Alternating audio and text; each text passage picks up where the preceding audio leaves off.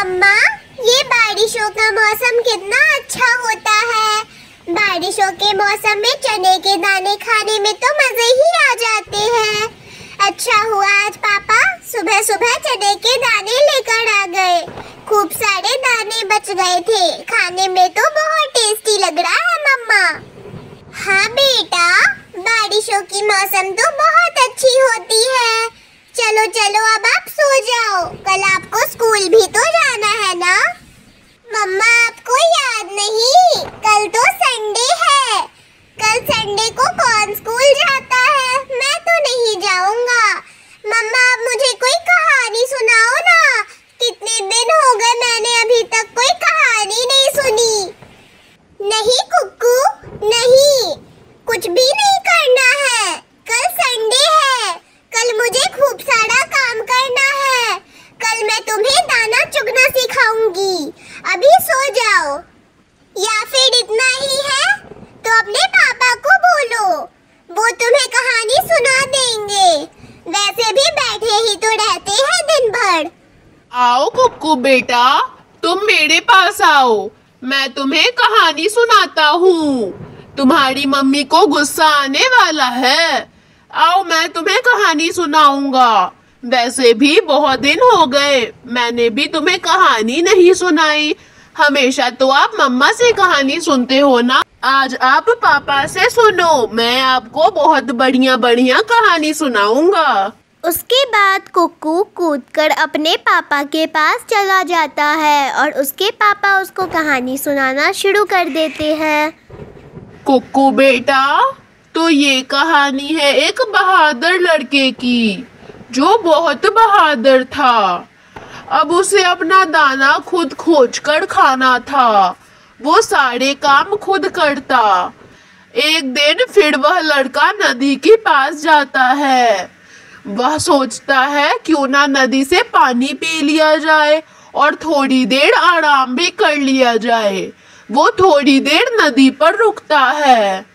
तभी वहां पर एक चिड़िया आती है जो बहुत खूबसूरत थी। शायद वो भी वहां पर पानी पीने ही आई थी।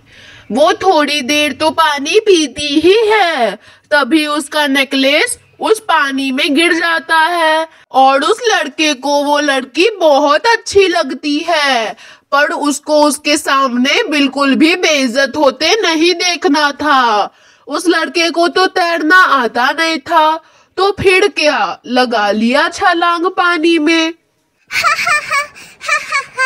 पापा, जब उस लड़के को पानी में तैरना नहीं आता था तो फिर उसने छलांग क्यों लगाई? बस उस लड़की की नेकलेस बचाने के लिए।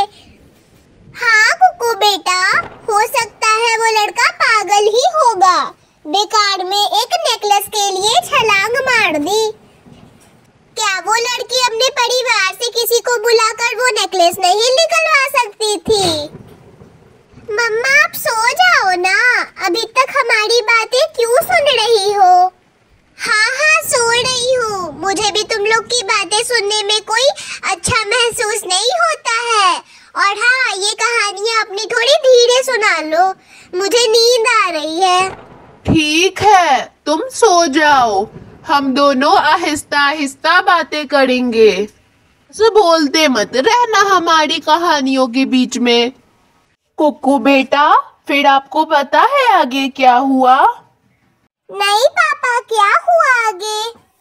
रात के समय वह बहादुर लड़का फिर अपने घोंसले पर आता है। घोंसले पर उसकी बब्बी बैठी थी। उसकी मम्मी उसको सोने के लिए बोलती है, पर वह लड़का वहीं बैठा रहता है। उसकी मम्मी समझ जाती है कि कुछ तो बात है। फिर वह बहादुर लड़का अपनी मम्मी को सारी बातें बताता है। उसकी मम्मी बोलती है कि अगली सुबह हम लोग पूर्व की दिशा में चलेंगे, वहीं पर रहती है वो चिड़िया। वह लड़का तो खुश हो गया और फिर जाकर सो गया। फिर अगली सुबह वे लोग दाना पानी कर पूर्व की दिशा में निकल पड़ते हैं। और कैसी है बहन जी? देखा है, मेरे बेटे ने आपके बेटे की बहुत तारीफ की है।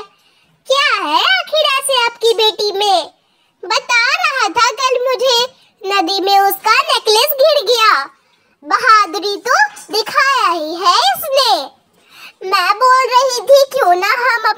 बर्थडे की और आपकी बेटी की शादी करवा दे। दोनों की शादी करवाएंगे, दोनों सुखी सुखी रहने लगेंगे। उसके बाद क्या हुआ पापा? उसके बाद उस लड़की की और उस बहादुर लड़के की शादी हो गई क्या? शायद यही हुआ होगा, क्योंकि वे दोनों तो एक दूसरे से प्यार करते थे ना। हाँ बेटा, कुकू बेटा, तुम एकदम सही सोच रहे हो। उन दोनों की फिर शादी हो गई और वे दोनों अपनी खुशी खुशी जिंदगी बिताने लगे।